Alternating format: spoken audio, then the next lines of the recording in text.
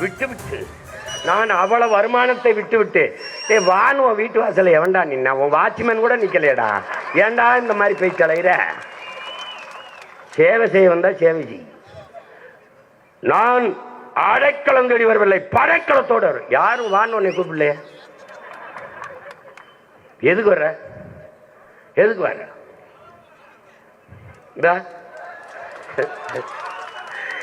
என்னுடைய அன்பு சகோதரன் அஜித்தும் ஐயா ரஜினிகாந்த் அவரும் தங்களுடைய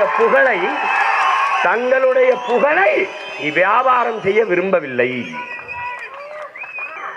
டேய், மக்களின் பிரச்சனையை இந்த நிலத்துல டேய் உனக்கு சொல்றேன், ஐயா எம்ஜிஆர் நடிகர்னு நினைக்காத.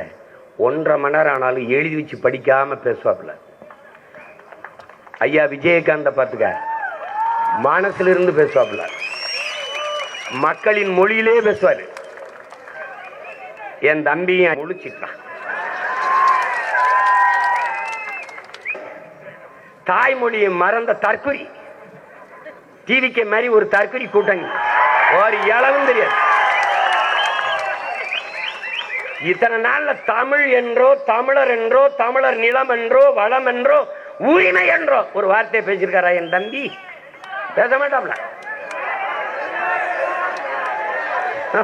அவருக்கு அதெல்லாம் நம்ம எல்லாரும் ஒண்ணுதான் அப்படின்னா கட்சி ஆந்திராவில் ஆரம்பிக்க வேண்டியது. நீங்க எதுக்கு ஆரம்பிச்சா? நீ என்னத்தையாவது பேசிட்டு போறது? ஏன்னா எழுதி கொடுக்குறவன் இவங்க கிரம பூரா அறப்பைத்தியங்களெல்லாம் தலைவனாக்கி நீ படுற பாடு. நான் என்னுடைய உச்சத்தை விட்டுவிட்டு, நான் அவ்வளவு வருமானத்தை விட்டுவிட்டு வானுவ வீட்டு வாசல எவன்டா நின்னா? உன் வாட்ச்மேன் கூட நிக்கலையடா. ஏன்டா இந்த மாதிரி போய் தலையிற? சேவை செய்ய வந்தா சேவை செய். நான் அடைக்கலம் தேடி வரவில்லை, படைக்கலத்தோடு வரும். யாரும் வான்னு உன்னை கூப்பிடலையே. எதுக்கு வர்ற? எதுக்கு வர்ற?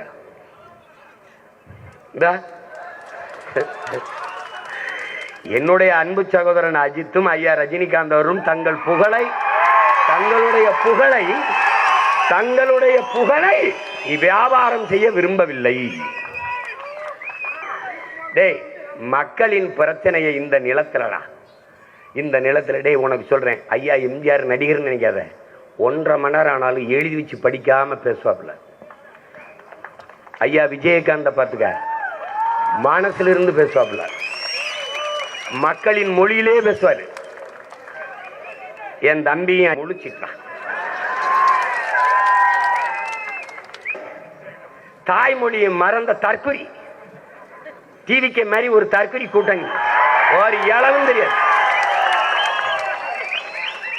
இத்தனை நாள்ல தமிழ் என்றோ, தமிழர் என்றோ, தமிழர் நிலம் என்றோ, வளம் என்றோ, உரிமை என்றோ ஒரு வார்த்தையை பேசியிருக்காரா என் தம்பி? பேச மாட்டாப்ல.